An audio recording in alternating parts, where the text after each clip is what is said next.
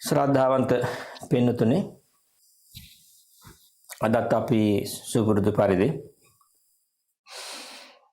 සිදු කරන මේ භාවනා වැඩසටහන සඳහා සෙනසුරාදා සවස් යාමේ සිදු කරන භාවනා වැඩසටහන සඳහා සම්බන්ධව සිටින්නේ.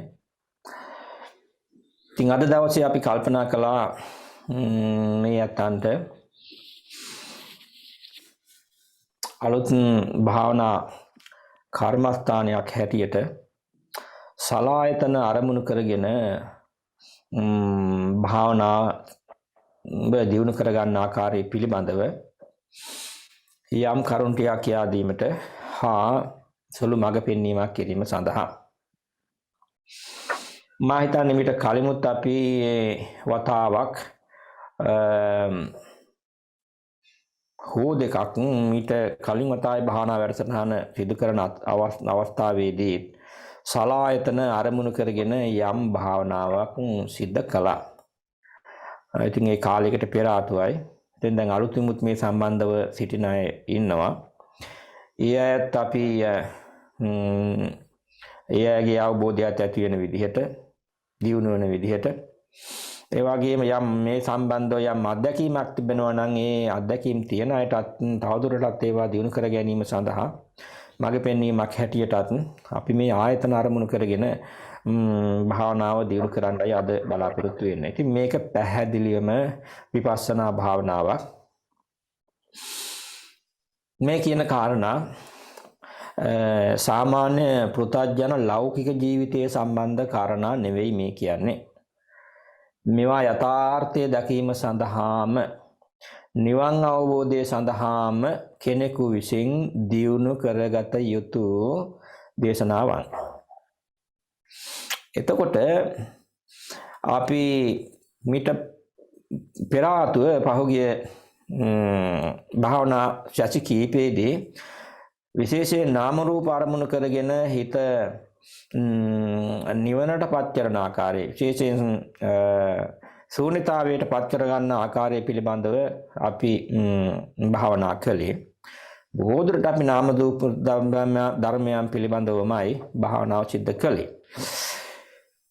නිවන් දකින්න කෙනෙක්, නිවන් දකීමට අරමුණු කරන කෙනෙකු විසින් දියුණු කරගත යුතු තවත් එක අංගයක් තමයි. සමහර කෙනෙකුට නාම රූප ධර්මයන් තේරුම් ගැනීම තුළින්ම කෙනෙකුට නිවනට පත් කරගන්න පුළුවන්කම තිබෙනවා හිත. හැම කෙනෙකුට මේක කරන්න පුළුවන්කමකුත් නැහැ. එහෙම බැරි අය තවත් ක්‍රම කීපයකටම යම් උත්සාහයක් දරා බැලිය යුතුයි. පළමුවෙන් ශූන්‍යතාවයකට හිතපත් කර ගැනීම සඳහාත්, ඉන්පසුව නිවනම අරමුණු කරගෙන එය තව තවත් දියුණු කර ගැනීම සඳහාත්. ඒකට පළමුවෙන් කර යුතු දේ තමයි අපි මේකේ අරමුණ. දැන් අපි මේ මම කියලා කෙනෙක් ඉන්නවා, අපිත් එක මේකට ජීවත් වෙන අය ඉන්නවා, පුජ්‍යලයෝ ඉන්නවා, වස්තුන් තිබෙනවා, සත්වයෝ ඉන්නවා ලෝකේ කියලා මේ අපිට හැඟෙන දේ, තේරෙන දේ අපි එකට කියනවා සත්ව පුජ්‍යල සංඥාව කියලා. සත්වයෙක් ඉන්නවා, පුජ්‍යලයෙක් ඉන්නවා, මම කියලා කෙනෙක් ඉන්නවා, මට අයිති දෙයක් තියෙනවා කියලා හිතනවා, ආත්මයක් කියලා දෙයක් තියෙනවා, මරුණන් පස්සේ යනවා කියලා හිතන දෙයක් තිබෙනවා, මේ වගේ සදාකාලික වශයෙන් පවතින දෙයක් තියෙනවා කියලා හිතනවා. ඉතින් මේ වගේ සත්පුජ්‍යල සංඥාවක් අපි සෑම දෙනා තුළම තියෙනවා සාමාන්‍ය පුරුතඥයන් හැටියට.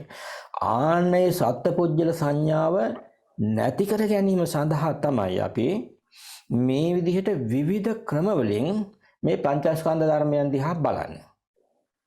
එක්ක නාම රූප වශයෙන් බලනවා, එහෙම නැතිනම් ධාතුන් වශයෙන් බලනවා, එහෙම නැතිනම් ආයතන වශයෙන් බලනවා, ප්‍රධාන වශයෙන් තව බොහෝ ක්‍රමවලට මේ දිහා බලන්න පුළුවන්කම තිබෙනවා. මේ අතන්ට කියවන්න කියලා මම පහුගිය දවස්වල දවසකට දෙකකට පෙර ආතුව පොඩි සතිපට්ඨාන සූත්‍රයේන කොටසක්, ඒවා සලායතන නෙවෙයි, එතන ඉන්ද්‍රියයන් පිළිබඳව එතන සඳහන් වෙන්නේ.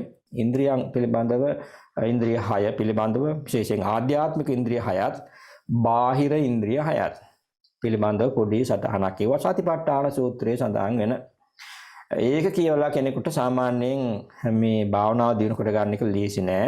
හොඳ ගැඹුරු අවබෝධයක් තියුණු ප්‍රඥාවක් නැති කෙනෙකුට. ඉතින් ඒ නිසා තා බොහෝ කාරණාය සම්බන්ධව දැනගත යුතුයි.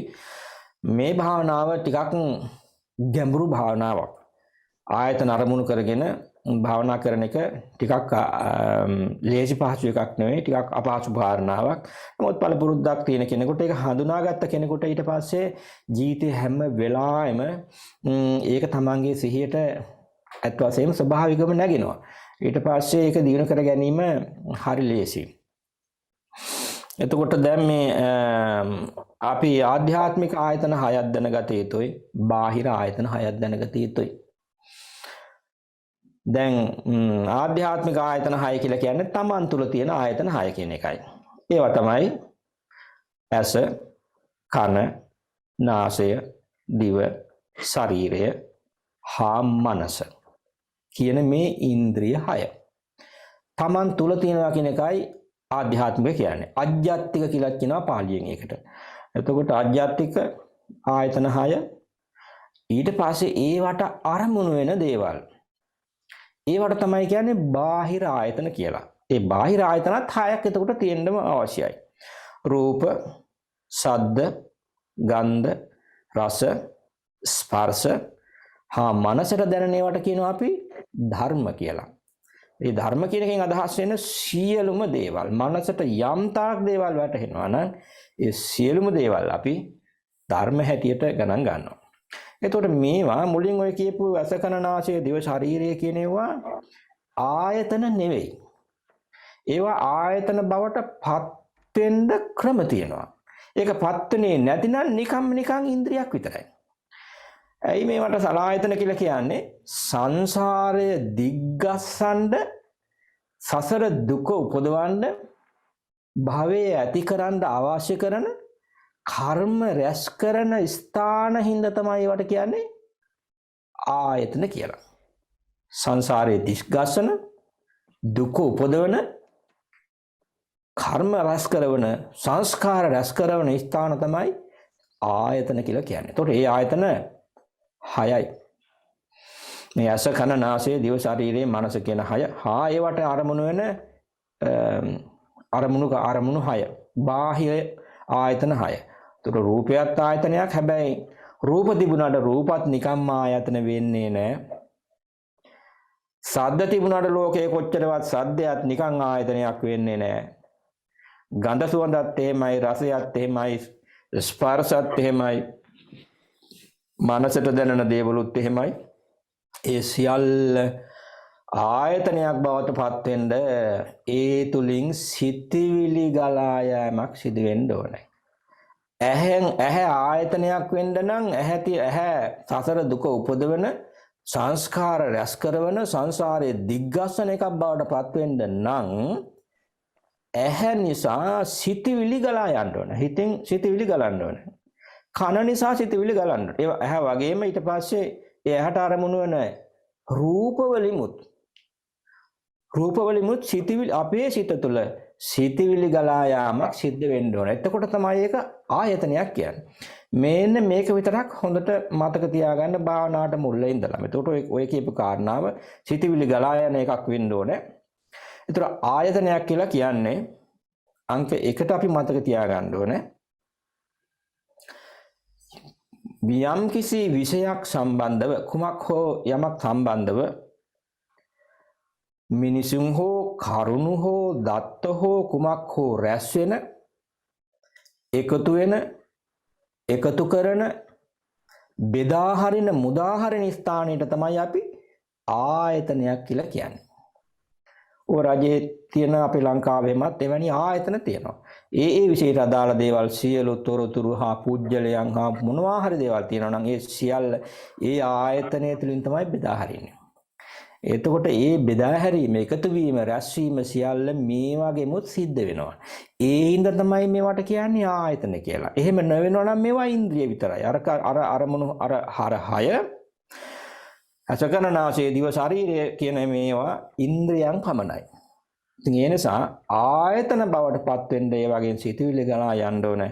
ඒ සිතුවිලි ගලා යන ක්‍රමය අපි හඳුන ගන්න ඕනේ. ඒක දැක ගන්න ඕනේ. එතකොට ඒක මේ භාවනාවේදී අපි කරන්නේ ඇත්ත වශයෙන්ම ඔය ආනාපාන සති භාවනාවේදී මෙන් හුස්ම දිහා බලාගෙන ඉන්න එකක් නෙවෙයි අපි කරන්නේ. මේ ගැන විමර්ශා ඥානයකින් ඒකට තියෙනවා සමාධියකොත් ඒකට කියන්නේ විමර්ශා සමාධිය කියලා. විපස්සනා වෙනුයි මේක කරන්නේ. මේවා ඇති වෙච්ච හැටි, ඇති වෙන හැටි, ඒවට හේතු මොනවද? ඒවා පවතින්නේ කොහොමද? ඒවා නැති වෙන්නේ කොහොමද කියලා අපි විමසා ඒක සම්පූර්ණයෙන්ම නැති වෙනකම්ම ඒ සම්බන්ධව දත යුතු දැනගත යුතු සියලුම දේවල් අපි දැන ගැනීමට උත්සාහ කරනවා. ඒක හරියට හිතින්ම දකින්න පුළුවන් මේ සිද්ධ වෙන ක්‍රියාවලිය. එහෙම වුණාම මේක දකින්න හරියට නුවණ ප්‍රඥාව දියුණු වුණොත් එහෙම කෙනෙකුට මේ ඉන්ද්‍රිය අතහරපුවාමත් ඇස කියන එකත් මෙන්න මේම දෙයක් නේ කියලා ඒක හිතින් අතාරින්න දෙයක් නෑ. ඒක අතහැරෙනවා. ඒ කාරණා ටික අපි ඉගෙන ගත්තා දැනගත්තයින් පස්සේ. එතකොට ඒක මෙහෙම දෙයක් නේ, මේකේ මොන පුජ්‍යලයේද සත්වයේද කියලා හඳුනාගත්ත ගමන්ම එතන ශූන්‍යතාවයක් ගොඩනගෙනවා. ඊට පස්සේ රූපත් එහෙමයි, ශබ්දත් එහෙමයි, ගන්ධ රස ස්පර්ශ මේ ඉන්ද්‍රියත් එහෙමයි, ආධ්‍යාත්මික අරමුණු ඉන්ද්‍රියත් එහෙමයි, බාහිර අරමුණුත් එහෙමයි. මේ සියල්ල හඳුනාගත්තයින් පස්සේ සම්පූර්ණයෙන්ම කෙනෙකුගේ මේ කය හා මනසට නැගෙන සියලු අරමුණු සම්පූර්ණයෙන්ම නැති වෙලා නිරුද්ධ වෙලා ගිහිල්ලා ඒ මනස සම්පූර්ණ ශූන්‍යතාවයකට පත් වෙනවා. මුළු ලෝකෙම අඳුරු ගුහාවක් වාගේ කිසිවක්ම නොපෙනෙන තත්වයකට මනසේ මේ සිතුවිලි ගලන්නේ නැති සම්පූර්ණ ශූන්‍ය ස්වરૂපයකට පත් වෙනවා. ආන්න ඒ ස්වરૂපය මුලින් ඇති කරගන්න ඕනේ. ඒ ඇති වෙන්න නම් අපි මේ ඇත්තට මේක තියෙන විදිහ, හැදෙන විදිහ, යන විදිහ දැනගන්න ඕනේ. එහෙම මෙනෙහි කරන්න විමර්ශා ඥානයකින් ඒ කෙනාට පුළුවන්කම ලැබෙනවා කාලයක් තිස්සේ පුරුදු කිරීම තුළින් අර කීව විදිහට ටිකක් මේ මනස තුළ මේවා පෙනෙන දුවන ගලා යන ස්වરૂපය ටිකෙන් ටික අඩු කරගෙන ගිහිල්ලා හිත තැම්පත් වෙලා හිත සම්පූර්ණ හිතට අරමුණු ඒම සම්පූර්ණයෙන්ම නැති වෙලා යන අවස්ථාවක් එනවා. ඇහැ ගැන සිහි කරපුවාම ඇහැ ගැන සිහි කරන්න අදහසක් අද හිතට නැති වෙලා යනවා. ඒක හැදෙන්නේ කොහොමද කියලා දන්නවා, පවතින්නේ කොහොමද කියලා දන්නවා, නැති වෙන්නේ කොහොමද කියලා දන්නවා, ඒකට හේතු සාධක දන්නවා, හේතුඵල ධර්ම දන්නවා. මේ ඔක්කොම ටික දැනගත්තායින් පස්සේ හිතට ඒ පිළිබඳව හිතන්න දෙයක් හිත තුළ ඉතුරු වෙන්නේ නැතු වෙනවා. රූප ගැන හිතන්න දෙයක් හිත තුළ ඉතුරු වෙන්නේ නැතු වෙනවා. කන ගැනත් එහෙමයි, ශබ්ද ගැනත් එහෙමයි, මේ හිත ගැනත් එහෙමයි. මේ සියල්ලම ගැන හිතන්න අරමුණු හිතට නැති වෙලා යනවා. ආන්න ඒ වෙලාවේදී තමයි හිත ශූන්‍ය ස්වභාවයකට පත් වෙන්නේ. කිසිවක්ම නොපෙනී ගිහිල්ලා ශූන්‍ය ස්වરૂපයකට පත් වෙනවා. ඒ ශූන්‍යතාවයට පත් වුණොත් ඒක දිනු කරගත්තයින් පස්සේ කෙනෙකුට පුළුවන්කම තිබෙනවා ඒකෙත් තිබෙනා වූ විඥානය, ඒකේ තිබෙනා වූ අනිත්‍ය ස්වභාවයත් අනාත්ම ස්වરૂපයත් දැකලා ඒවත් අත්හැරීම තුළින් අපි හොඳට සතිය දියුණු වෙලා තියෙනවා නම්, සමාධිය හොඳට දියුණු වෙලා තියෙනවා නම්, ප්‍රඥාව දියුණු වෙලා තියෙනවා නම් කෙනෙකුට නිවනට හිත පච්චර ගන්න පුළුවන්කම තිබෙනවා. ආන්න ඒ සඳහා තමයි අපි මේක දියුණු කරන්නේ. ඉතින් ඒ නිසා මේ ඔක්කොම කියන කාරණා අද මේක දවසකින් භාවනාව දියුණු කරන්න බෑ. මේක ඉතාම ගැඹුරු මාතෘකාවක්. ඒ නිසා අපි ඉතා සරල කිව හැකි ඉතාම සරල ආකාරයෙන් මේ අතන්ට යම්කිසි අවබෝධයක් ඇති වෙන විදිහට මේ භාවනා වාරයේදී අපි යම් කරුණු ටිකක් කියා දෙමින් භාවනා කිරීම සඳහා බලාපොරොත්තු වෙනවා. ඉතින් එහෙමනම් දැන් සුපුරුදු පරිදි ඒ සලායතන භාවනාවන් සිදු කිරීමට පෙර ආතුව චතුරාර්යකා භාවනාවන් සිදු කරලා පොළොතුඩු වෙලාවක් අපි භාවනාව සිදු කිරීමට කවුරුත් එහෙමනම් ඊටාම පහසු විදිහට වාඩි වෙන්න.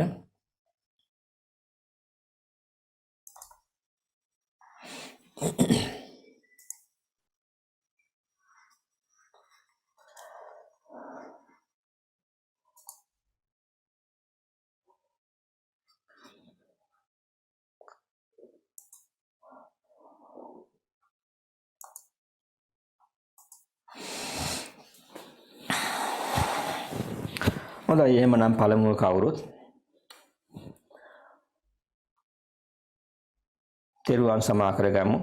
ඒ වගේම ආර්යයන් වහන්සේලාගෙන් සමාව අයදිමු. මේ ආර්යයන් වහන්සේලාට සම්මා සම්බුදුරජාණන් වහන්සේලා, පසේ බුදුරජාණන් වහන්සේලා ඇතුළු ආර්ය භූමියට පත්වෙච්ච මග ඒ වගේම ධ්‍යාන අභිඥාලාභී අයට අපි අනාදිමත් සංසාරයේ කුමක් හෝ වරදක් සිදු වෙලා තිබෙනවා නම් අනිවාර්යයෙන්ම සිදු වෙලා තිබෙනවා. ඒ නිසා තමයි අපි මෙතන සංසාරේ මේ ගමන් කරන්නේ. ඉතින් ඒවට අපි යම් සමාවැයදීමක් කළ යුතුයි. හිත නිදහස් කර ගැනීමක් සිදු වේ යුතුයි. ඉතින් ඒ නිසා සම්පූර්ණයෙන්ම හිත නිදහස් වෙලා සුවපත් වෙලා යන ආකාරයටම අවංකවම මේ සමාවැයදීම සිදු කරන්න. ඉතින් එහෙමනම් දැන් කවුරුත් මේ විදිහට හිතන්න.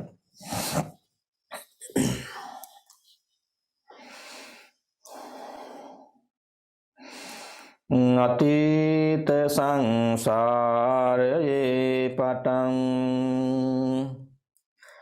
මේ මොහොත දක්වා අනන්ත වූ අප්‍රමාණ වූ සම්මා සම්බුදු රජාණන් වහන්සේලාට පසේ බුදු රජාණන් වහන්සේලාටද සද්ධර්ම රත්නයටද අස්ථාර්ය පුද්ගල මහා සංඝ රත්නයටද මාගේ සිත කය වචන යන තුන්දොරින් මා දැනුවත්ව හෝ නොදැනුවත්ව සිදුව ඇත්තා වූ සියලුම පමා වැරදිවලට මම නමස්කාර පූර්වකව සමාව අයදිමි. සමාව අයදිමි. සමාව අයදිමි. මට සමාව ලැබේවා.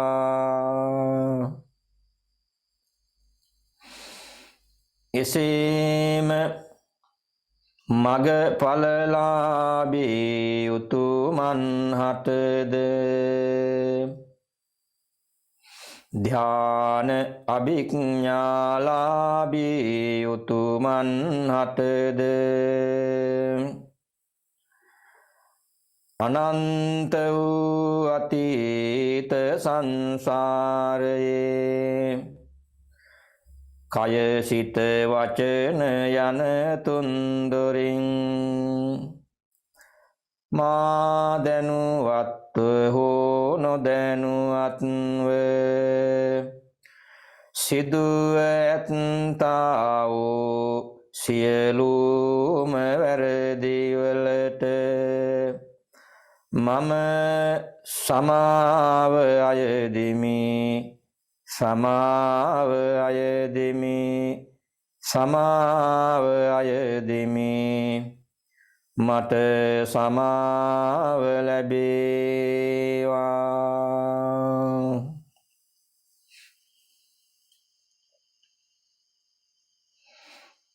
දැන් අපි සුළු වේලාවක් බුද්ධානුස්සති භාවනාව වඩමු. නවහරාදී බුදුගුණයන් සිහිපත් කරගෙන දැන් කල්පනා කරන්න ජීවමාන තථාගත බුදු පියාණන් වහන්සේ මාහට අනුකම්පාවෙන් මාහට මඟ පෙන්වීම පිණිස සවනක් ගැන බුදුරැස් විහිදුවාගෙන මා ඉදිරිපිට වැඩ සිටිනවා. ඒ ලෞතර සම්මා සම්බුදු පියාණන් වහන්සේට මම මගේ හදවතින්ම හදපතුලින්ම මගේ নমස්කාරය සිදු කරනවා. මම নমස්කාර කරමි කියන කල්පනාවෙන් යුක්තව මේ විදිහට කවුරුත් කල්පනා කරන්න සිහිපත් කරන්න.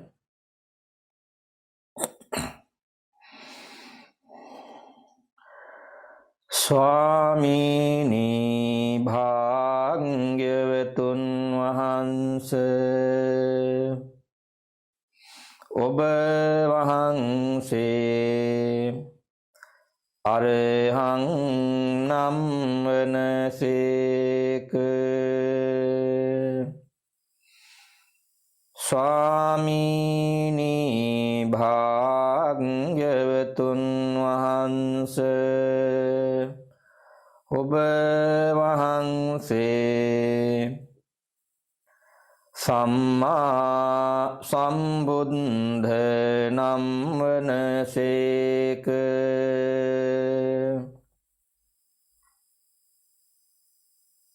විඤ්ඤාචරණ සම්පන්න නම් වනසේක.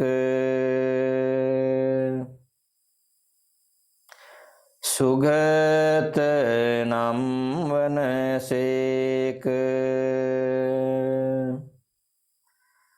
ලෝකවිදු නම් වනසේක.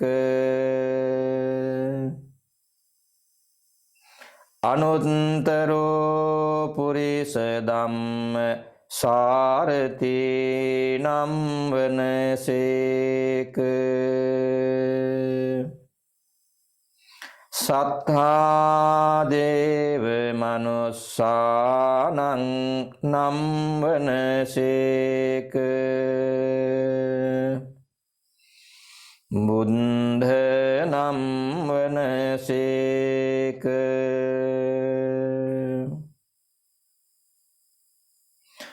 භගවා නම් වනසේක.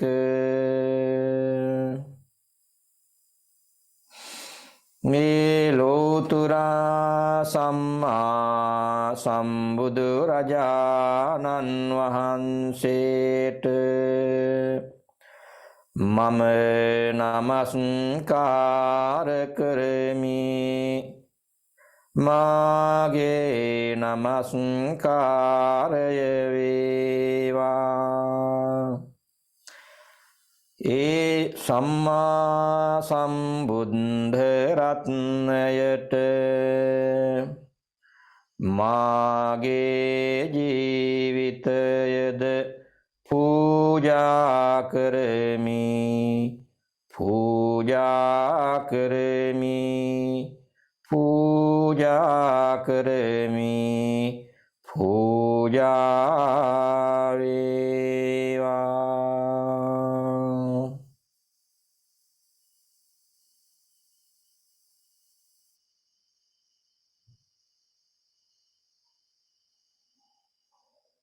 හොඳයි, දැන් අපි ඊතා සුළු වේලාවක් අසුභ භාවනාව වඩමු.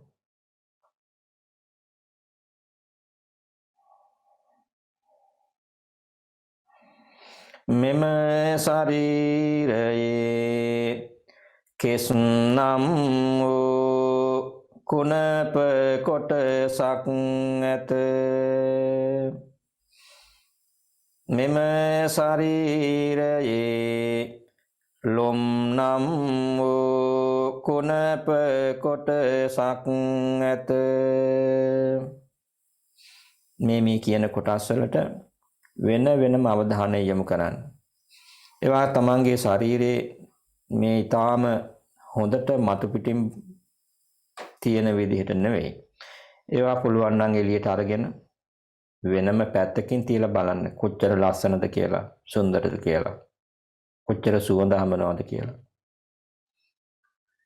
කිසිවක්ම නැති, ලස්සනක් නැති, සුන්දරත්වයක් නැති, තාම අපිරිසිදු පිළිකුල්ලු දුගද හමන්නා වූ කොටස් වලින් මේ ශරීරය නිර්මාණය වෙලා තිබෙන හැටි අවංකවම පිළිකුලකින් තොරව, අකමැත්තකින් තොරව තිබෙන විදිහටම කිසිම වෙනසක් නොකර ඒ විදිහටම මනසින් දැකීමට උත්සාහ කරන්න. මෙම ශරීරයේ නම් වූ කුණප කොටසක් ඇත. දත් නම් වූ කුණප කොටසක් ඇත. සම නම් වූ කුණප කොටසක් ඇත. නිකමට හිතින් කල්පනා කරලා බලන්න. ඔබේ ශරීරයේ, තමාගේ ශරීරයේ හැම විතරක් සම්පූර්ණයෙන්ම ගලවලා ගන්න පුළුවන් වුණොත් කොහොමද ඔබේ ශරීරය පෙනේවිද කියලා. ඒ සමේ ලක්ෂණ කොහොමද තිබෙවිද කියලා. ඔබ දැකලා ඇති සතුන්ගේ සතුන් හැම ගහලා තියෙන ආකාරය. ඒ හැම ගැලවුණාන් පස්සේ සතා ඉන්න විදිහ. ඒ වගේම මේ ශරීරයත් මේ හැමකින් වැහිලා තියෙන්නේ. මේ ඇත්ත වහලා තිබෙන ලොකුම මුලාව තමයි මේ අපේ මතු පිට තියෙන දිලිසෙන පාට ලස්සන මේ හැම ගලවලා ගත්තොත් මේ ශරීරය කොහොම පෙනේද කියලා හිතින් මවා ගන්න. ඊට පස්සේ ඒකේ දැනෙන ගන්ධය, දුර්ගන්ධය කොහොමද කියලා නිකමට හිතින් මවා ගන්න. මෙම ශරීරයේ ඇට කටු නම් වූ ඇට මිදුළු නම් වූ වකුගඩු නම් වූ හදවත නම් වූ පෙනහැලි නම් වූ බඩවැල් නම් වූ කුණප කොටස් ඇත්තේය. ලේ නම් වූ දහඩිය නම් වූ සරව නම් වූ මූත්‍රා නම් වූ කඳුළු නම් වූ සොටු නම් වූ කෙල නම් වූ කුණප කොටස් ඇත්තේය. හිස මුදුනේ සිට දෙපා තුල දක්වාම මෙම ශරීරය අතිශයින්ම දුගඳ හමන්නා වූ පිළිකුල් වූ කුණප කොටස් වලින්ම වැසී ඇත්තේය, පිරී ඇත්තේය. මේ ශරීරය දින කිහිපයක් සෝදා පවිත්‍ර නොකළේ නම් කිසිවෙකුටත් ලංවීමටවත් නොහැකි වන්නා වූ අතිශයින්ම දුගඳ හමන්නා වූ පිළිකුල් සහගත දෙයක්ම වන්නේය. ඒකාන්තයෙන්ම මේ ශරීරය පිළිකුල්ය. මේ ශරීරය පිළිකුල්ය, පිළිකුල්ය, පිළිකුල්ය.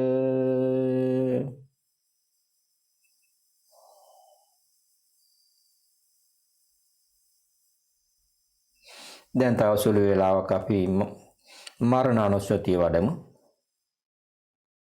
දැන් අවංකවම හිතලා බලන්න, කිසි බයක් නැතුව, සැකයක් නැතුව. අපි කවුරුත් දන්නවා අපි මිය යනවායි කියලා. අපේ මැරිච්ච අපි දැකලා තියෙනවා.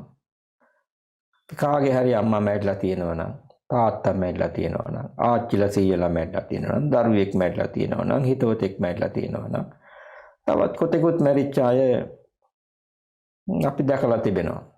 කිට්ටුවෙන් මැරිච්ච අය දැකලා තිබෙනවා. කිට්ටුවන්ත අය. ඒ අය වගේම මේ මොහොතක් පාසා ලෝකේ සෑම තැනකම මේ තප්පරේට මේ කතා කරන මේ තප්පරේ තවත් විශාල පිරිසක් මිය යනවා. ඒ වගේම මේ ශරීරයත් නියත වශයෙන්ම කිසිදු සැකයක් නැතුව අද දවසේ හෝ හෙට දවසේ හෝ තව සතියකින් හරි මාසයකින් හරි අවුරුද්දකින් හරි අවුරුදු 10කින් 15කින් 20කින් හරි එහෙම නැත්නම් තරුණ වයස කෙනෙක් නම් ඒ ඈත් අද වෙන්න පුළුවන් හෙට වෙන්න පුළුවන් අවුරුදු 50කින් 70කින් 100කින් වෙන්න පුළුවන් කවදා හරි මේ ශරීරය දාලා යන්න සිද්ධ වෙනවා. ඒ නිසා නිකමට හිතා ගන්න තමන් මිය ගිහිල්ලයි කියලා. මියගේ ශරීරය තමන්ගේ ශරීරය මිනි පෙට්ටියක දාලා උඩු බැලිය අතට හරවලා තියෙන හැටි බලන්න. වෙන කෙනෙක්ගේ මිනිහා දිහා බැලුවා වගේ තමන්ගේ මිනිහ දිහා බලන්න. දැන් හිතේ ඇති වෙනවද කියලා බලන්න යම්කිසි බයක්. මරණය ගැන යම්කිසි දුකක් ඇති වෙනවද? බියක් ඇති වෙනවද කියලා බලන්න. මේ බිය තියෙන්නේ අර මලමිනියේද තමන්ගේ හිතේද කියලා දැන් බලන්න.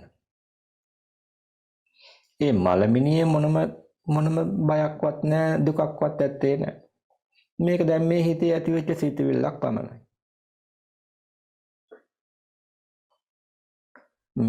මේ හිතේ අනන්ත අප්‍රමාණ සිතුවිලි ඇති වෙනවා නැති වෙනවා. මේ මොහොතේ සිතුවිලි ඇති වෙනවා නැති වෙනවා. මේ මොහොත දක්වා අතීතයේ බැලුවොත් එහෙම කිව්ව නොහැකි තරම් සිතුවිලි ඇති වී නැති වී තිබෙනවා. මේ තමන් මරුණයි කියලා හිතනකොට දුකක් ඇති වෙනවා නම් බයක් ඇති වෙනවා නම් ඒකත් ඒ වගේම නැති වෙලා යන සිතුවිල්ලක් විතරයි නේද?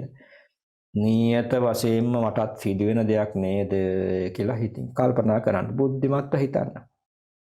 අවංකවම හිතන්න.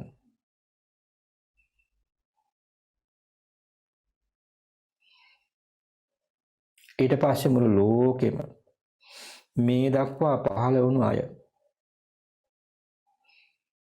ලෞතර බුදුරජාණන් වහන්සේලා මේ මුළු අනන්ත විශ්වයේම අසහාය උතුමන් වහන්සේලා බුදුරජාණන් වහන්සේලා උන්වහන්සේලාගේ දැනුම සර්වඥ ඥානය අතීතයේ පිළිබඳ ඥානය මෙත්තකයි කිව නොහැකි කල්ප අසංඛ්‍ය ගණන් දැනුමක් උන්වහන්සේලාට ආපස්සට යෑමේ හැකියාවක් සර්වඥතා ඥානයක් සම්මා සම්බුදු කෙනෙකුට පවතිනවා. අනාගතයේ ගැනත් උන්වහන්සේලාට කල්ප අසංඛ්‍ය ගණන් ඈතට විහිදෙන නුවණක් ඥානයක් ප්‍රඥාවක් උන්වහන්සේලාට තිබෙනවා. වර්තමානයේත් මේ ලෝකයේ විතරක් නෙවෙයි මේ ලෝක ධාතුවේ විතරක් නෙවෙයි මේ සෞරග්‍රහ මණ්ඩලයේ විතරක් නෙවෙයි එයින් පිට අසංඛ්‍ය ගණන් තලවලට උන්වහන්සේලාට මේ තමන්ගේ නුවණ මෙහෙවන්න පුළුවන්කම තිබෙනවා. සර්වඥතා ඥානය අනන්තයි. එවැනි සම්මා සම්බුදු කෙනෙකුත් නියත වශයෙන් මිය යනවා. උන්වහන්සේලාත් පිරිනුවම් පෑවා. අසංඛ්‍ය ගණන් බුදුරජාණන් වහන්සේලා පිරිනුවම් පෑවා.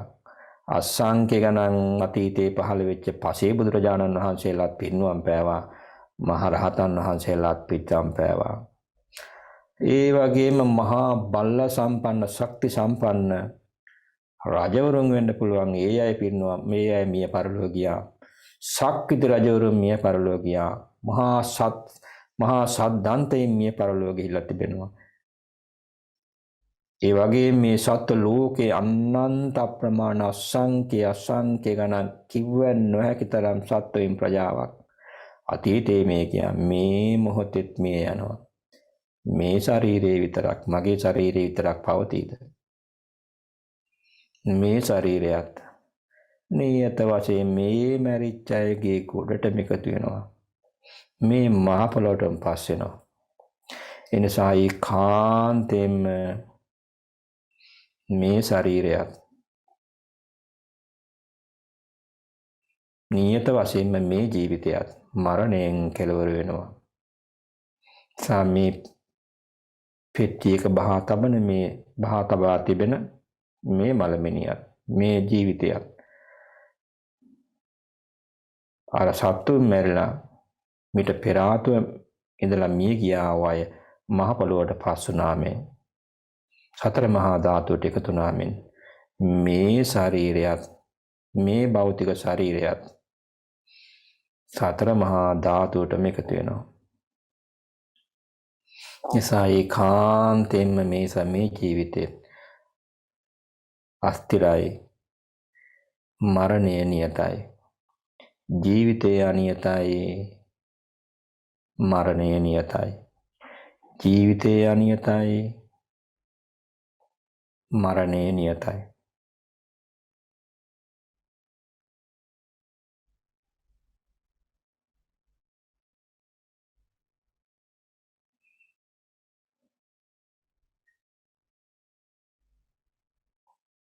දැන් තව සුළු වේලාවක් අපි අවසාන වශයෙන් මෛත්‍රී භාවනාව වඩමු.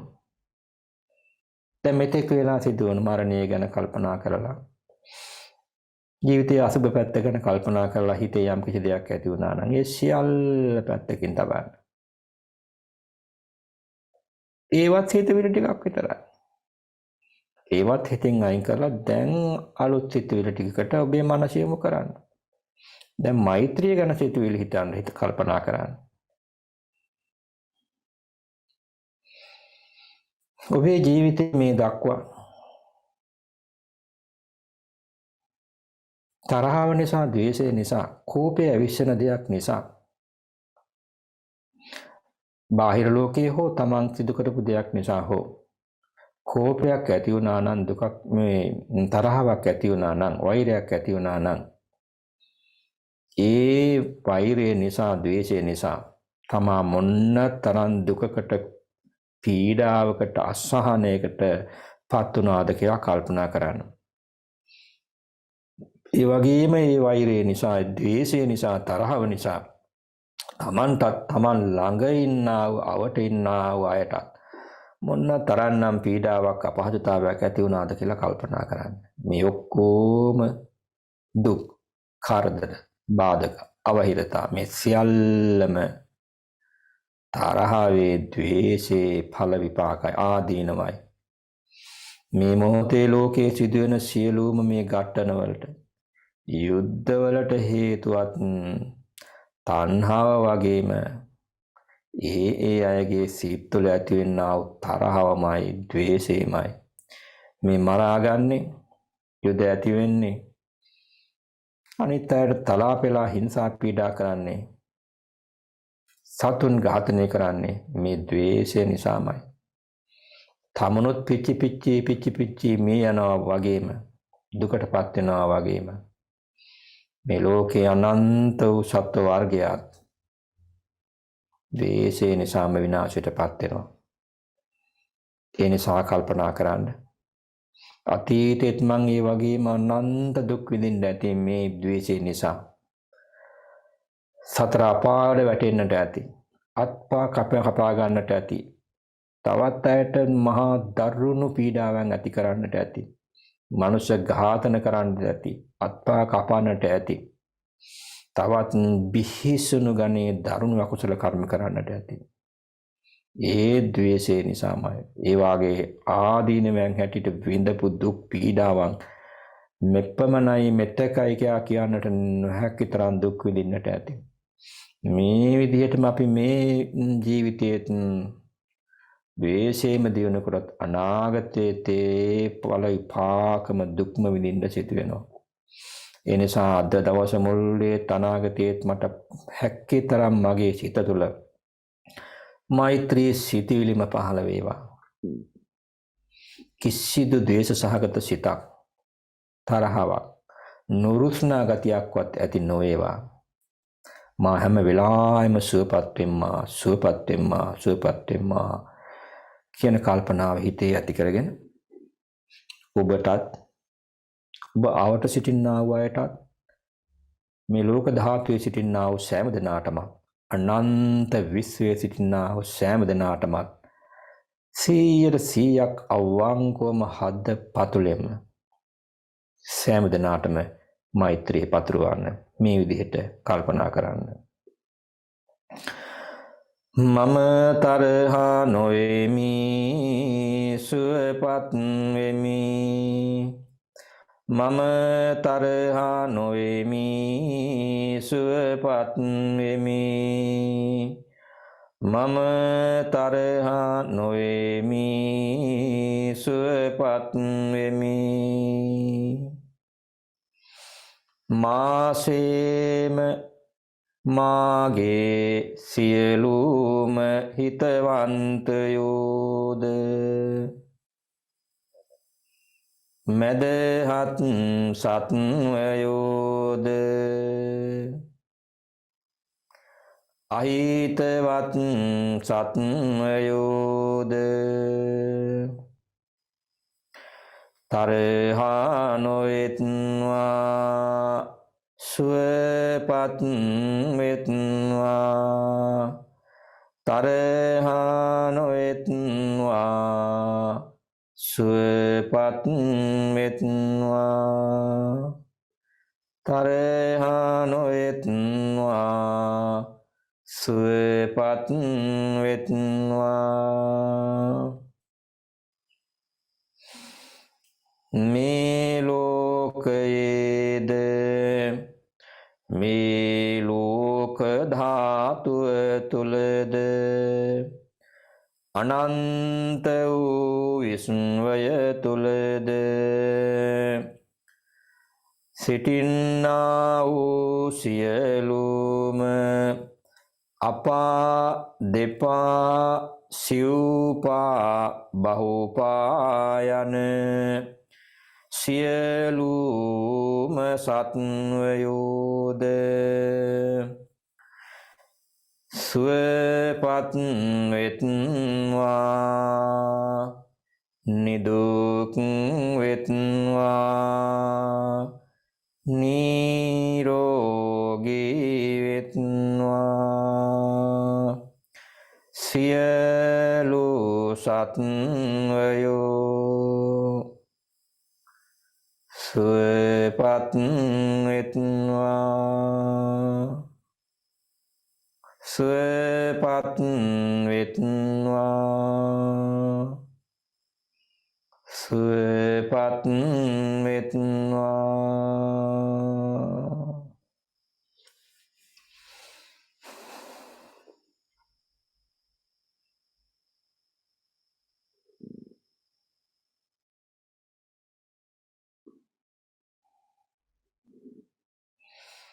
දැන් කවුරුත්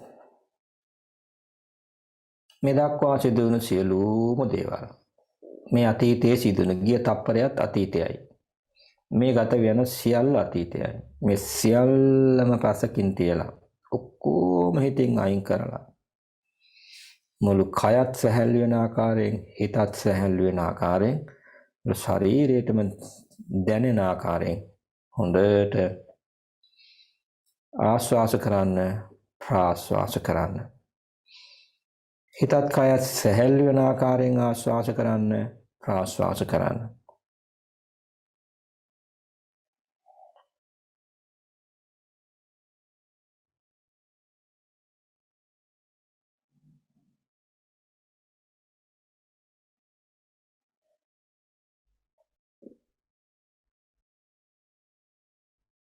දැන් බලන්න හිතේ මොනවා හරි තියනවද කියලා.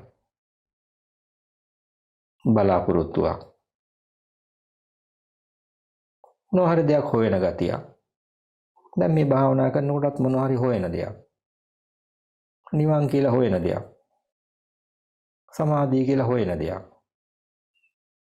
තමන් නොදන්න මොනවා හරි දෙයක් තියෙනවා කියලා හිතේ හැඟීමක් ඇති වෙනවා නම් එවැනි දෙයක්. යන්න තියෙන තැනක් තියෙනවා කියලා හිතනවා නම් එහෙම දෙයක්. කරන්න දෙයක් තියෙනවා කියලා හිතනවා නම් එහෙම මොනවා හරි එකක්. මේ වගේ විවිධ දේවල් ඔබේ හිතට එන්න පුළුවන්. එහෙම දේවල් තියෙනවා නම් ඒ සියල්ලම හිතින් අයින් කරන්න. තමන් ගැහණියක් පිරිමියක් කියන එකත් අයින් කරන්න. මිනිසෙක් කියන එකත් අයින් කරන්න.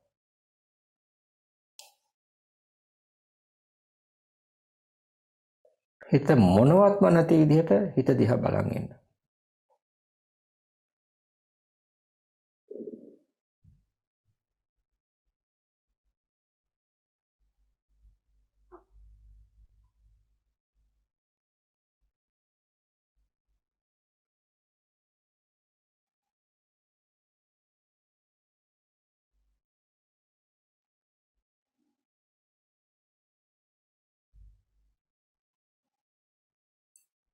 දැන් ඔබ ගැන මොහොතකට කල්පනා කරන්න හිස මුදුනේ ඉඳලා දෙපතුල දක්වා. මෙන්න ශරීරය. මේ ශරීරය ඇතුලේ තියෙන කොහේ හරි තැනක අපි හිතමු නිකමට ඔළුව ඇතුලේ මොළයේ තියෙන්නේ කියලා. මේ හිත ඒක හදවතේ කොහේ හරි තැනක මෙන්න රූපයක් තියෙනවා. රූපය කියෙන්නේ මේ ශරීරයට. මෙන්න හිතක් තියෙනවා. දැන් මෙතන තියෙන්නේ මේ දෙක නේද?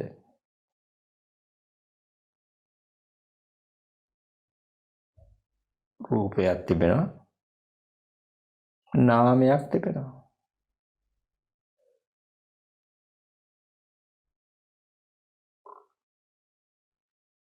දැන් තව කවුරු හරි ළඟ ඉන්නවා නම් එයා ගැනත් එහෙම හිතන්න.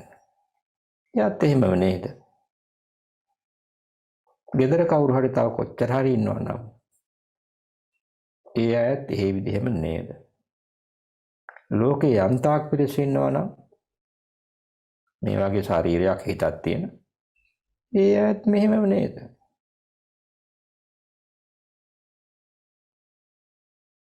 කෙනෙක් හිතෙන් දකින්න. නාමයකයි රූපයකයි. මේ නාම රූප වශයෙන් අපි ලෝකේ හඳුනා ගන්න හැටි. අපි කලින් ඒ ගැන භාවනා කළා. නාම රූප හඳුනා ගත්තා. මෙතන නාම රූප මිසක්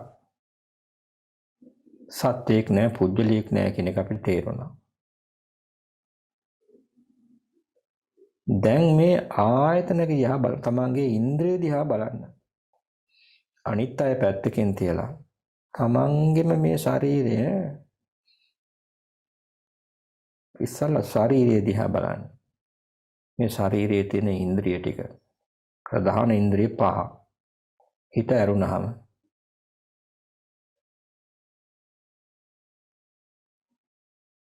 මෙන්න මේ ඇස් දෙක තිබෙනවා. කන් දෙකක් තිබෙනවා. නාසයක් තිබෙනවා. දිවක් තිබෙනවා. ඊටකට මේ මුළු ශරීරෙම හිස මුදුනේ කෙස් වල ඉඳලා දෙපතුල දක්වා මුළු ශරීරයම මෙන්න මේ ඉන්ද්‍රිය 5ක්.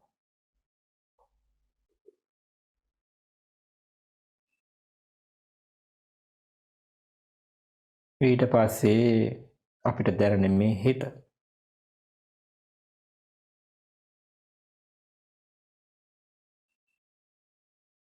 දැන් නිකමට කල්පනා කරන්න. මේ ලෝකේ ඔබට හම් වෙලා තිබෙන යම් තාක් මිනිසුන් ඉන්නවා නම්, පිරිමින් ඉන්නවා නම්, ගැහණුන් ඉන්නවා නම්, ළමුන් ඉන්නවා නම්, වැඩිහිටියන් ඉන්නවා නම්, කවුරුන් හෝ විවිධ ආගමිකයෝ, ජාතිකයෝ, විවිධ ජාතීන් වලට, ආගම් වලට, විවිධ සමාජ වලට අයිති යම් තාක් මිනිසුන් සිටිනවා නම් ඒ සෑම දෙනෙක්ම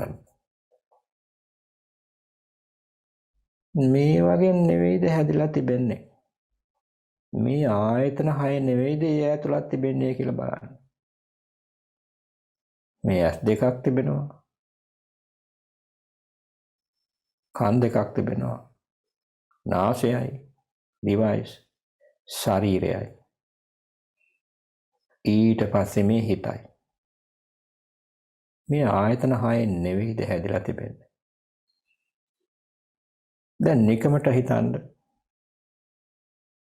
අපි මේ ආයතන 6 වෙන වෙනම අයින් කරනවා. අපි ඇස් දෙක පැත්තකින් තියනවා.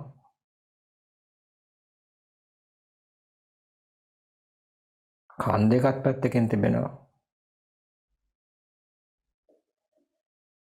නාසයත් එහෙමයි, දිවත් එහෙමයි, ශරීරයත් එහෙමයි, මනසත් එහෙමයි. වෙන් වෙන්ම පැත්තකින් තිබුණා. මේ කෝකටද අපි මිනිස්සයා කියලා කියන්නේ?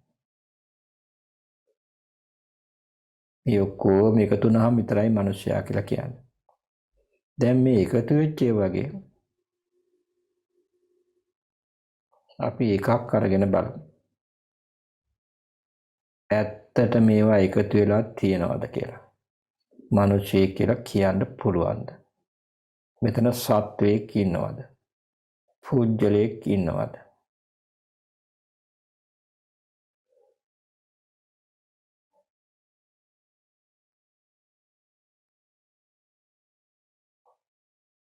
මේ ඇස් දෙක ගැන අවධානය යොමු කරන්න. මේ ඇස් දෙක කියන්නේ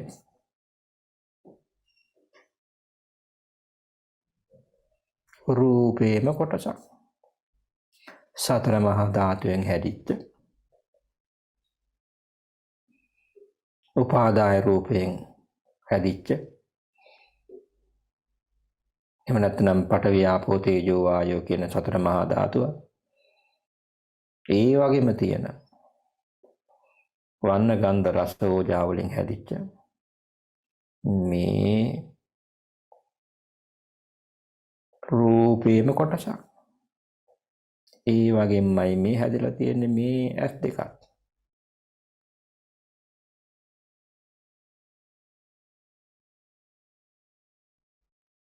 එතකොට මේක දැන් මේ ඇස් දෙක කියන්නේ මේ ඇස් දෙක කවදාකවත් කියනවද මේකට ඇස් දෙක කියලා?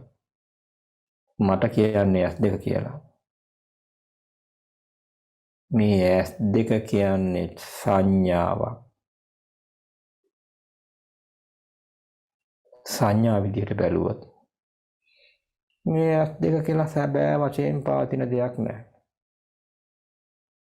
ඒක අපි හඳුනා ගැනීම සඳහා දාගත්ත නමක් විතරයි.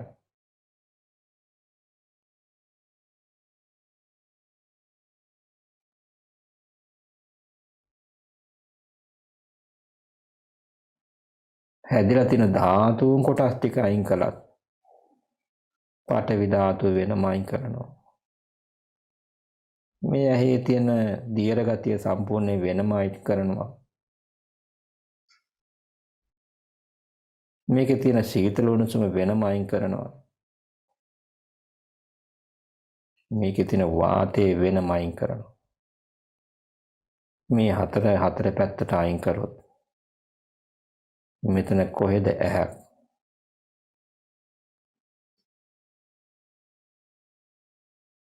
ඇහැ කියලා කියන්නේ ඉතුරු වෙන කිසිවක්ම නැහැ.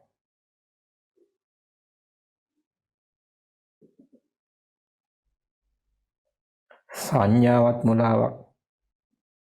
හැදිලා තියෙන ධාතු කොටසුත් හිස්සු ඒවා.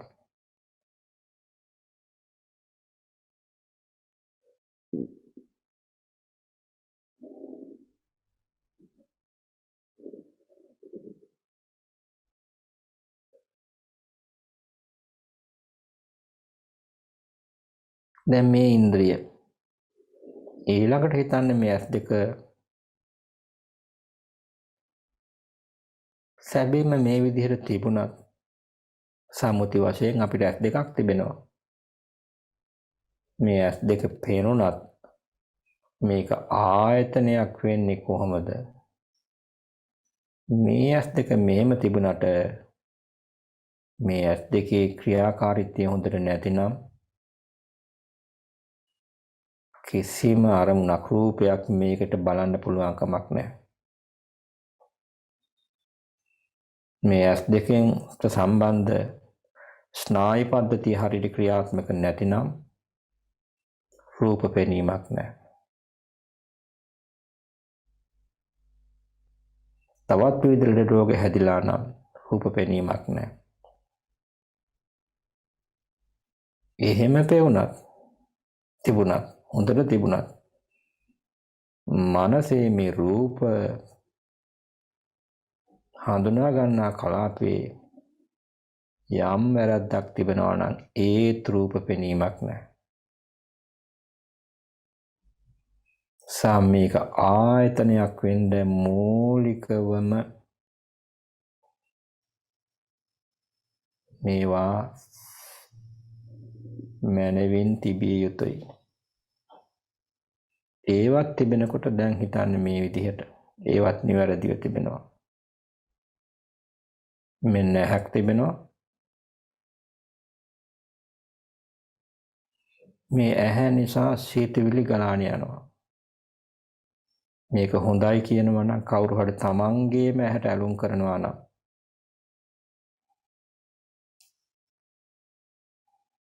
නරකක් කියලා කියනවා නම් කැතයි කියලා කියනවා නම් හොඳයි කියලා කියනවා නම් මේවා ඇහැ නිසා ඇහැ මූලික කරගෙන හිත තුළ ගලා යන සිතුවිලි.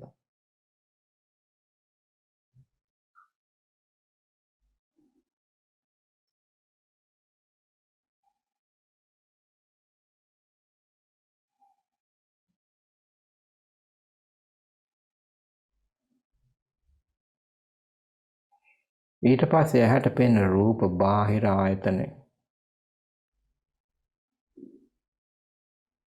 ඒ රූපත් රූප පාඩුවේ පැත්තකින් තිබෙනවා.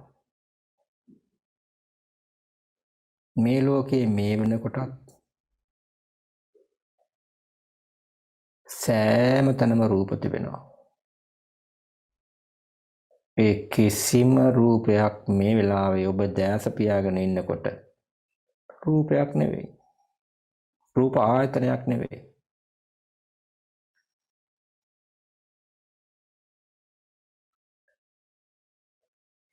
ඇසත් ඇසේ පාඩුවේ ඔහේ තිබෙනවා.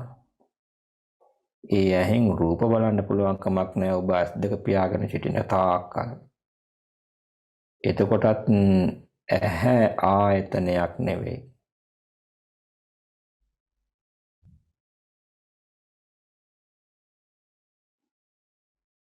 ඇහත් හොඳට පේනවා.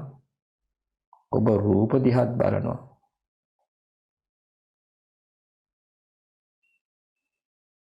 මේ දෙක එකතු වුණොත් ආන්න එකතු වෙන එකට කියනවා ඇහැ නිසා ඇතිවෙන හිතක් කියලා. ඒ හිතට කියනවා චක්කු විඤ්ඤාණය කියලා. දැන් මේ ඇහක් තිබෙනවා. බාහිර රූපේ තිබෙනවා. ඒ දෙක එකතු වුණාම පේන දැනෙන හිතට කියනවා ඇහැ නිසා පහළ වන හිත චක්කු විඤ්ඤාණය.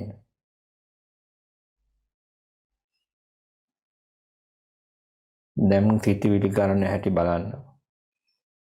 මේ රූපය පිළිබඳ දැනීමක් ඇති වෙච්ච ගමම්ම මේ අපේ හිතේ ඊළඟට ඇති වෙනවා මේකත් එක්ක මනසේ ස්පර්ශයක්.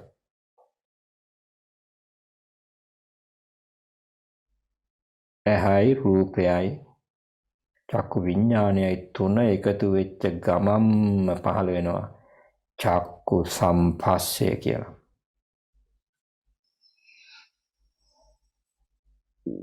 ඒකයි චක්කු සම්පස්සේ. චක්කු සම්පස්සයක් ඇති වුණා නම්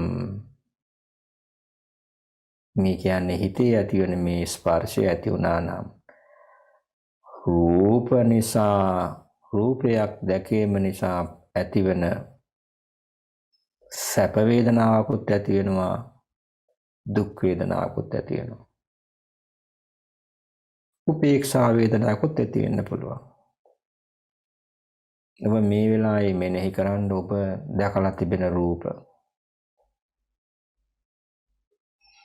කැමති රූපයක් නම් ඒ රූපය පිළිබඳ සුඛ වේදනාවක් ඇති වෙනවා. අකමැති රූපයක් නම්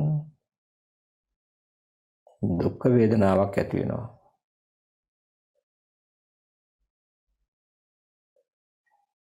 මේ දෙකටම ඇති නැත්නම් උපේක්ෂා වේදනාවක් ඇති වෙනවා. ඒක තමයි චක්කු සම්පස්සජා වේදනා. මේ වේදනාවට කලින් හඳුනා ගැනීමකුත් සිදු වෙනවා. රූපයක් නම් රූපය කියලා හඳුනා ගන්නවා. ගැහණියක් නම් ගැහණියක්, පිරිමියෙක් නම් පිරිමියෙක්, ළමයෙක් නම් ළමයෙක්, ගහක් නම් ගහක්, මලක් නම් මලක්. ඒක ඇති වෙන්නේ ස්පර්ශය උනායින් පස්සේ. චක්කු සම්පස්සයෙන් පසු ඇති වෙනවා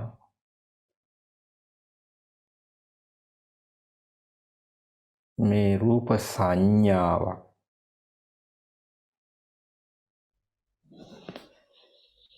චක්කු සම්පස්සයෙන් පස්සේ රූප සංඥාවක් ඇති වෙනවා. රූප සංඥාව ඇති වුණාම රූපේ පිළිබඳ වේදනාවල් ඇති වෙනවා.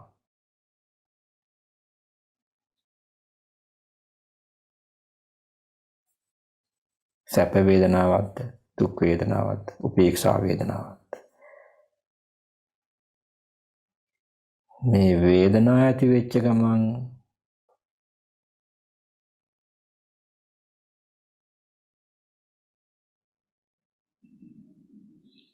ඒවා නැවත නැවත හිතට නංවා ගැනීමේ, හිතට ගැනීමේ අදහස් හිතට පහළ වෙනවා. ඒකට කියනවා විතක්ක කියලා. නැවත නැවත රූපයක්, කැමති රූපයක් නම් ඒ රූපය දැකීමට නැවත නැවත හිත නංවන ගතියක් තියෙනවා. ඒකට කියනවා විතක්කය කියලා. ඒ තුළම ජීවත් වීමේ හිතක් හිතේ පහළ වෙනවා. නැවත නැවතත් ඒ තුළම ජීවත් වෙනවා. ඒකට කියනවා විචාරය කියලා.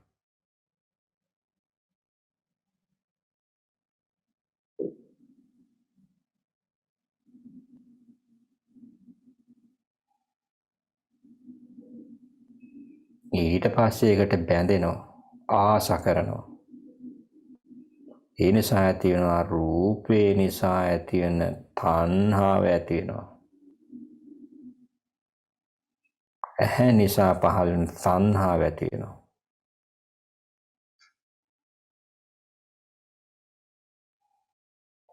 දැන් තවදුරටත් හිතන්න. ඔබට පෙනේවි තණ්හාව ඇති වෙච්ච තැන ඉඳලා හිත තුළ ඒ ගැන දැඩිව බැඳීමක් ඇති වෙනවා, උපාදානයක් ඇති වෙනවා, සංස්කාර ගලනවා. උපාදානය සිදු වෙනවා. ඒ සංස්කාර නැවත නැවතත් ඇති වෙවි නැති වෙවි යනවා.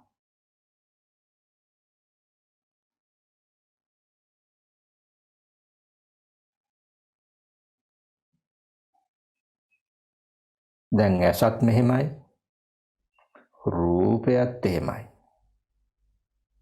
මේ විදිහට ඉන්ද්‍රිය 6ම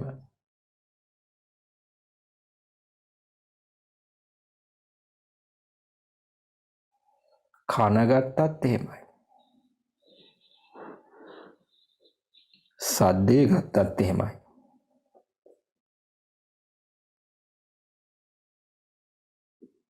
නාසයත් එහෙමයි, ගන්ධ සුවඳත් එහෙමයි,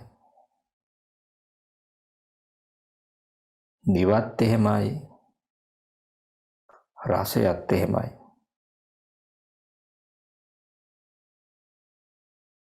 කයත් එහෙමයි, ස්පර්ශත් ඒ විදිහමයි, මනසත් එහෙමයි, ඒ තුළ ඇති වෙන අරමුණුත් එහෙමයි.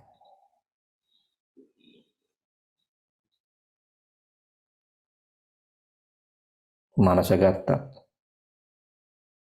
මනසත් අරමුණත් දෙක එකතු වුණාම මනෝ විඥානය හැදෙනවා. මනෝ විඥානය හැදුණාම මනෝ සම්පස්සේ හැදෙනවා. මනෝ සංපස්සේ ස්පර්ශය හැදුනාම ඒ ගැන හඳුනා ගැනීමක් සංඥා පහළ වෙනවා. සංඥා පහළ වුණාම වේදනා ඇති වෙනවා. වේදනා පහළ වුණාම තණ්හාව ඇති වෙනවා. තණ්හාව ඇති වුණාම සිතවිලි ගලා යනවා. උපාදාන ඒක අල්ලා ගැනීම සිදු වෙනවා. එතන ඉඳලා සිතවිලි ගලා යනවා. මේ ක්‍රියාවලිය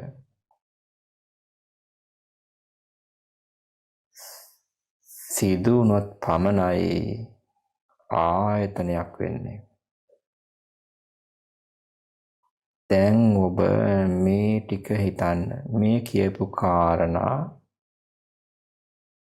එකවර හිතට නොයන බව අප දන්නවා.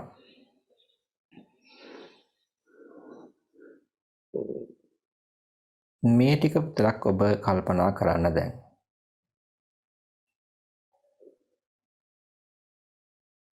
දැන් අපි ඇහැ කියලා ගත්තානේ. හඳුනා ගත්තානේ. රූප කියලා හඳුනා ගත්තානේ. ඒ වගේම අනිකුත් ඉන්ද්‍රියත් ඒ විදිහට හඳුනා ගත්තානේ. මේවා සැබවින්ම පවතින දේවල්ද කියලා හිතන්න. හරියට බලන්න. සමාධිමත් හිතක් දියුණු කරලා තියෙනවා නම් කෙනෙකුට මේක හරි පහසුවෙන් බලන්න පුළුවන්. දැන් ඔබ ඇහැ කියලා හඳුනාගත්තේ මොකෙන්ද?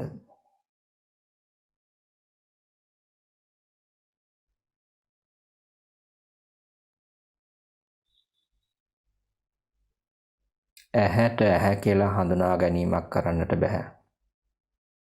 ඇහැ කියන එක හිතේ ඇතිවෙච්ච සිතිවිල්ලක් විතරයි. නාම ධර්මයක් ඇති වෙලා නැති වෙලා කියලා.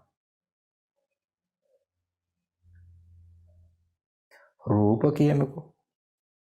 රූප වලටත් රූප හඳුනා ගැනීමට බෑ. රූපය කියන්නේ හිතේ ඇති වුණු සිතිවිලි මාත්‍රයක් විතරයි. ඒ කියන්නේ නාම ධර්මයක්. ඇහැ කියලා සැබෑයින් පවතින දෙයක්වත් නැහැ. ඒක නාම ධර්මයක් විතරයි. රූප කියලා පවතින දෙයක්වත් නැහැ. ඒකත් හිතේ තියෙන නාමයක් විතරයි. ශබ්ද කියලා දෙයක්වත් නැහැ. චක්කු විඥාන කියලා දෙයක්වත් නැහැ.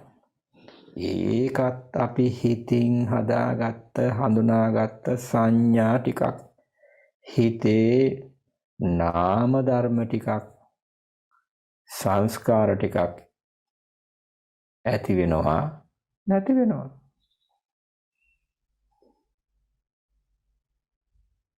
චක්කු සංපස්සේ කිව්වත් ඒත් හිතේ ඇතිවෙච්ච සංඥාවක්.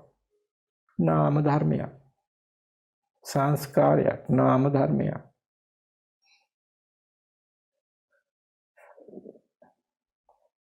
ඇස නිසා ඇතිවන වේදනාව කිව්වත් ඒකත් හිතේ ඇතිවෙච්ච සිතිවිල්ලක්. තණ්හාව කිව්වත් ඒකත් හිතේ ඇතිවෙච්ච සිතිවිල්ලක්. උපාදානය කිව්වත් ඒකත් හිතේ ඇතිවෙච්ච සිතිවිල්ලක්. සංස්කාර කිව්වත් ඒකත් හිතේ ඇතිවෙච්ච සිතිවිල්ලක්. දැන් බලන්න ඇහැ කිව්වේ මොකටද මේ? සැබවින්ම ඇහැ කියලා දෙයක් තියෙනවද?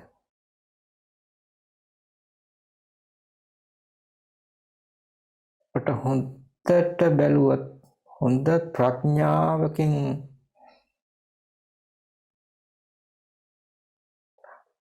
අවබෝධයකින් බැලුවොත් ඔබට පෙනේවි මේ ඇහැ කියන්නේ හිත තුල නාම ධර්ම ටිකක් ඇති වෙවි නැති වෙවි යාම. රූප කියන්නේ බාහිර ලෝකයේ තියෙන සියලුම රූපත් හිත තුල සිතවිලි ටිකක් ඇති වෙලා නැති වෙලා යෑමක් පමණයි. නාම ධර්ම ටිකක් ඇති වෙවි නැති වෙවි යෑමක් පමණයි.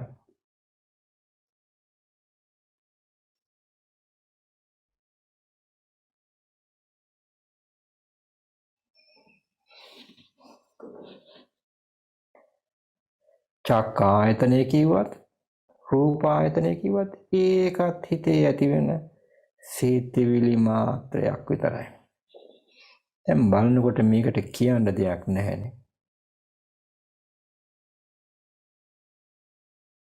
කියන්න දෙයක් නැති වුනහම දැන් ඔබ බලන්න හිතින් මේකට මොනවද දැන් ඔබට දෙන්න ඉතුරු වෙලා තියෙන දේ? මෙතන මොනවත්ම දෙයක් නැහැ. කිසිම දෙයක් නැති හිස් බවක් විතරක් ඇති වෙනවා.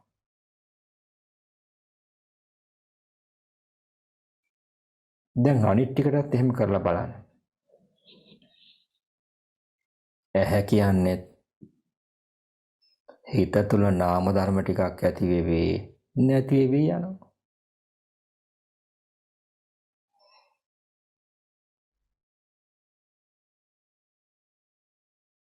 කන කියන්නේ හිත තුල නාම ධර්ම ටිකක් ඇති වෙවි නැති වෙවි යනවා.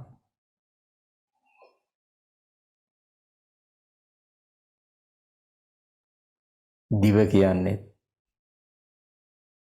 හිත තුල සිතවිලි ටිකක් ඇති වෙවි නැති වෙවි යනවා. මේ ශරීරය කියන්නේ බලන්න ඔබේ ශරීරය ඔබට පේනවද කියලා. මොකෙන්ද පේන්නේ කියලා බලන්න. කිසිම දෙයකින් ඇස් දෙක අරගෙන කණ්ණාඩියකින් බැලුවත් ඔබට ඔබේ ශරීරය පේන්නේ නැහැ.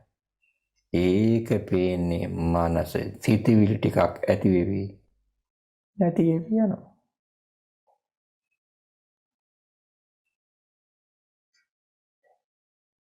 ඔබ නිකමට හිතන්න ඔබ කණ්ණාඩියක් ඉදිරිපිට බලා සිටිනවා කියලා. ඔබ රූපේ පෙනුනට ඔය රූපය හඳුනගන්නේ මොකෙන්ද? කණ්ණාඩියට දැනෙනවද? කණ්ණාඩියට රූපය හඳුනා ගන්න බෑ. මේ කකුල් දෙකේ ඉඳලා කටිපතුලේ ඉඳලා හිස මුදුන දක්වා ශරීරයට ඒක දැනෙනවද? ඒකත් දැනෙන්නේ නැහැ. ඒකත් දැනෙන්නේ හිතට විතරයි. රූපය කියන්නේ සිතවිලි මාත්‍රයක් විතරයි. සිතවිලි ටිකක් ඇති වෙනවා නැති වෙලා යනවා.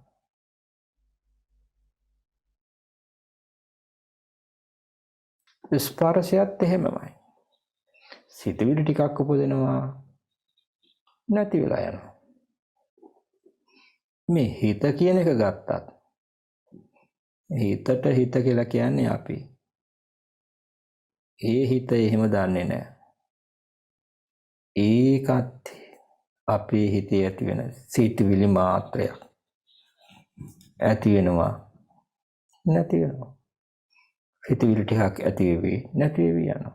නාම ධර්ම ටිකක් ඇති වෙවි නැති වෙවි යනවා.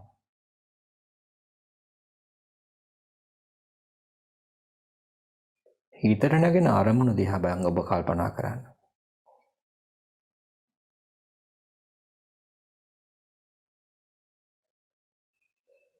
ඒත් හිතට නැගෙන සිතවිලි ටිකක් විතරයි.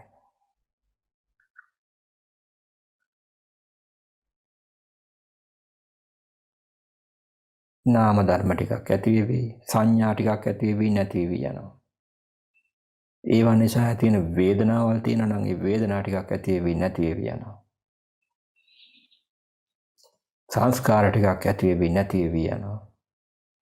විඥානයන් පහළ වෙවි ඇති වෙවි නැති වෙවි යනවා. තියෙන එකම දේ ක්‍රියා ටිකක් සිටි ඇති වෙවි නැති වෙවි යනවා.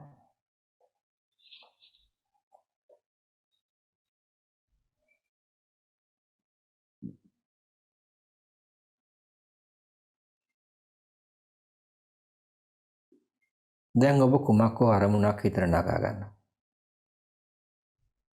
ඔබ ඔබේ ගෙදර ගැන හිතන්න.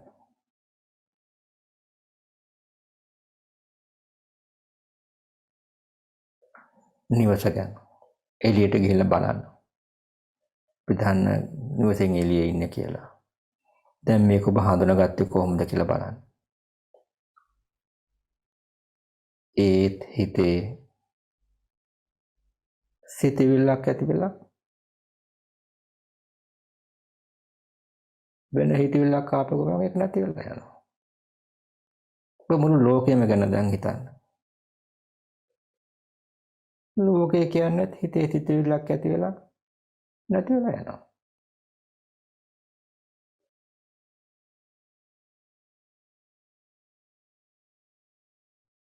දැන් බලන්න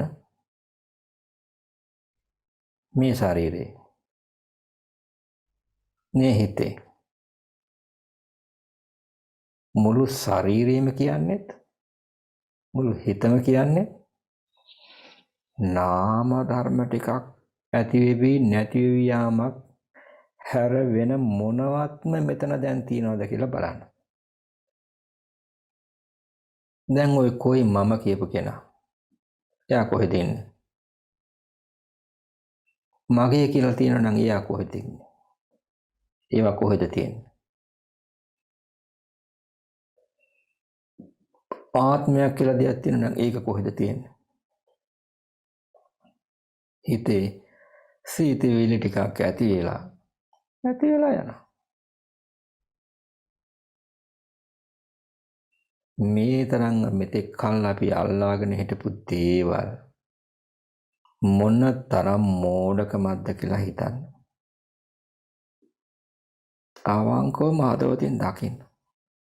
කියන දේවල්, කරන දේවල්, හිතන දේවල් මේ සියල්ල හිත තුළින් යන සිතිවිලි ටිකක් විතරයි නේද? ඇති වුණා නැති වුණා. මේකේ මොනවද ඇලෙන්න තියෙන්නේ? මේකේ මොනවද ගැටෙන්න තියෙන්නේ?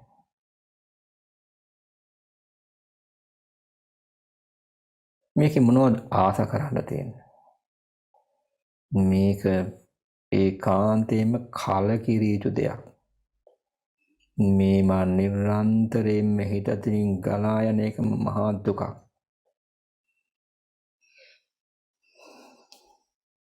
මෙතන කිසිම සත්‍යයකුත් නැහැ, පුජ්‍යලයකුත් නැහැ, මම කියලා කෙනෙකුත් නැහැ. තියෙන්නේම ක්‍රියා ටිකක් ඇති වෙනවා නැති වෙනවා. නාම ධර්ම ටිකක් ඇති වෙනවා නැති වෙනවා. නාම ධර්ම ටිකක් වෙත් මෙතන හිතක් පහළ වෙනවා. ඒ හිත නැති වෙලා යනවා. දැන් ඔය ඔක්කොම ටික රූපයයි නාමයයි අස කන නාසය දිව ශරීරය රූප ශබ්ද ගන්ධ රස ස්පර්ශ ධර්ම මේ ඔක්කොම තනි සිතිවිල්ලක් විතරයි නේද කියලා දකින්න. මෙහෙම දැක්කහම දැන් තාම මොනවද ඉතුරු වෙන්නේ?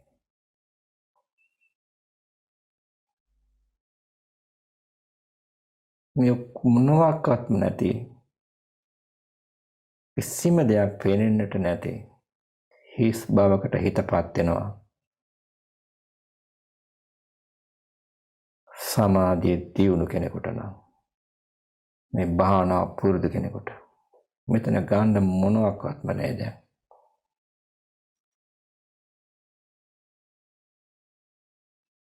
දැන් හිතන්න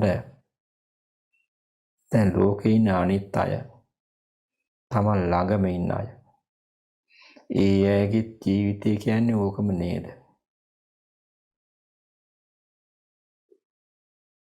මේ ලෝකේ යම් තාක් මිනිස්සුන් ඉන්නවා නම් ඒ සෑම දෙනාගේම ස්වරූපය ඕක නේද?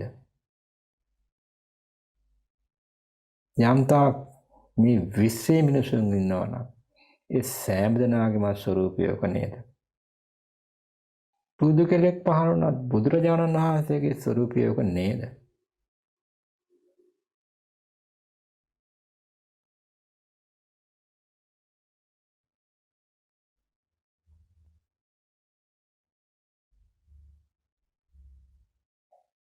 හොඳ නුවණින් බලන්න.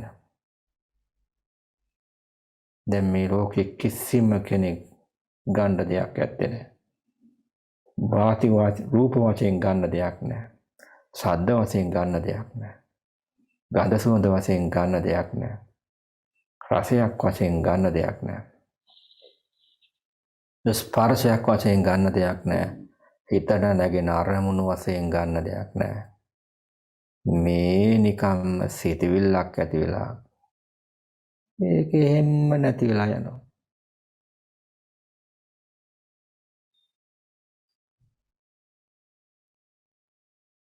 මුළු විශ්වයටම මේ ස්වභාවය පතුරවන්න.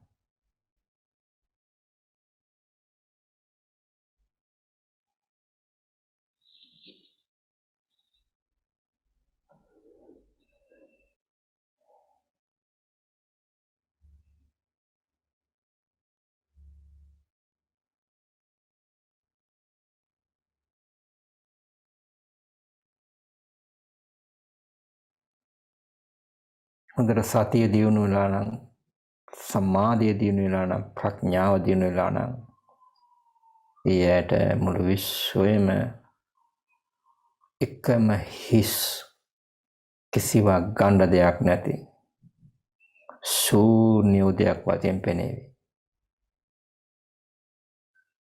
එහෙම කාට හරි දැනෙනවා නම් නිකන් හරි සුළුවෙන් හරි එයා හිතන්නේ මේ හිස් බවත්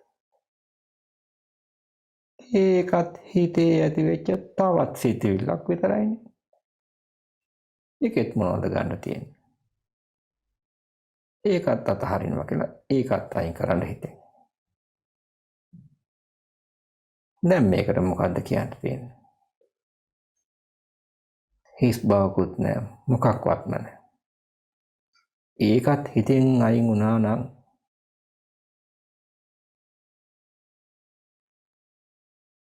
යම් සුළු දැනීම් මාත්‍රයක් විතරක් ඉතුරු වේවි.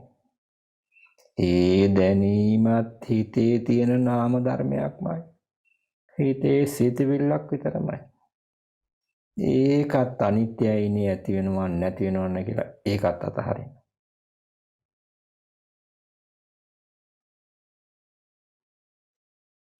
අතහරිනවා කියන එකත් තවත් හිතේ තියෙන සිතවිල්ලක්. ඒකත් අතහරින්න. දැන් මොනවාක්වත් නැති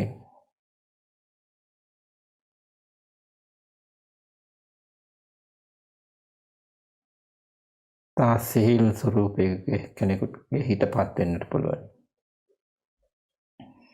එහෙමපත් වෙනවා නම් ඒකත් දැනීමක් විතරයි, ඒකත් අතහරිනවා කියලා ඒ සියල්ලම අතහරින්න. හිතින් අතහරින්න.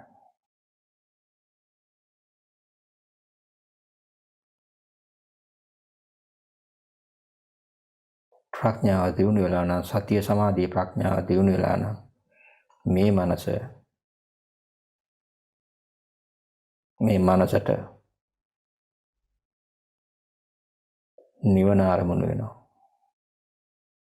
කිසිම ඇලීමක් නැති, කිසිම බැඳීමක් නැති, කිසිම එක දෙයක එල්ලීමක් නැති, සියල්ලෙන් නිදහස් වූ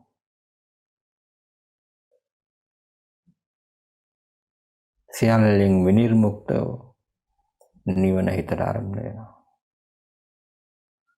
එහෙම නිවන් සුවය කියන එක ඒකත් හිතවිල්ලක්. ඒකත් අතහරිනවා කියලා ඒකත් අතහරින්න.